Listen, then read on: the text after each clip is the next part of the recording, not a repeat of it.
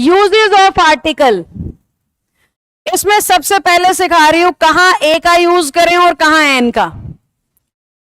सबसे पहले हम सीख रहे हैं कहां ए का यूज करें और कहां एन का। सबसे पहले आपने ए और एन लगाते हुए कभी भी इंग्लिश वॉवल्स को नहीं देखना होता, ना इंग्लिश वॉवल की साउंड देखनी होती है। बहुत सारे बच्चे इंग्लिश वॉवल को देख रहे होते हैं या इंग्लिश वॉवल की साउंड देख रहे होते हैं। आपने इन दोनों में से कुछ नहीं देखना है, ठीक है? आपने इन दोनों में से कुछ नहीं देखना है। आपको अगर ए या एन चुनना है तो हिंदी वॉवल की साउंड देखनी आनी चाहिए। अ, आ, ई, उ, ए, ओ, ये हिंदी वॉवल्स होते हैं बेटा, इनकी साउंड देखनी है। अगर इनकी साउंड आ रही हो तो एन, और इनकी साउंड नहीं आ रही हो तो ए। शब्द आपका इंग्लिश में आएगा, साउंड आपने हिंदी में चेक करनी है।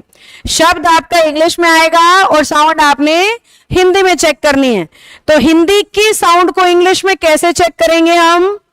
सपोज ये लिख रखा है तो इसे हम पढ़ेंगे आई। सपोज ये लिख रखा है तो इसे हम पढ़ेंगे ईयर। सपोज ये लिख रखा है तो इसे हम पढ़ेंगे बुक। प्रोनाउंसिएशन के बेस पे बात हो रही है। ये लिख रखा है तो इसे हम पढ़ेंगे पेन। अब इंग्लिश कह रही है जहां हिंदी वॉवल की साउंड आ जाए वहां तो लगा दो एन। जहां हिंदी वॉवल की साउंड ना आए, हिंदी में इसे स्वर कहते हैं। ए, आ या वॉवल का मतलब होता है स्वर। कैखे गैगे को व्यंजन कहते हैं, ठीक है? तो जहां व्यंजन की साउंड आए वहां लगाना है ए।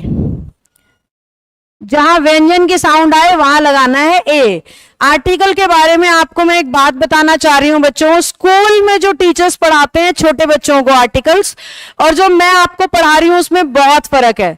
स्कूल में ज्यादातर टीचर्स या तो कहते हैं इंग्लिश वॉवल को देखो या कहते हैं उनके साउंड को देखो, और मैं कह रही हूं ये रूल कभी भी ठीक नहीं होता है। आपके हमेशा आर्टिकल सही माने जाते हैं हिंदी वोवल साउंड के हिसाब से। तो फिर स्कूल में ये क्यों सिखाते हैं?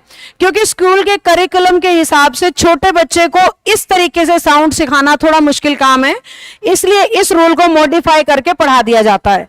पर एक्चुअली में रूल आपका ऐसे ही लगेगा बेटा, आ का साउंड आए तो एन लगेगा, आ का साउंड नहीं आए तो ए लगेगा।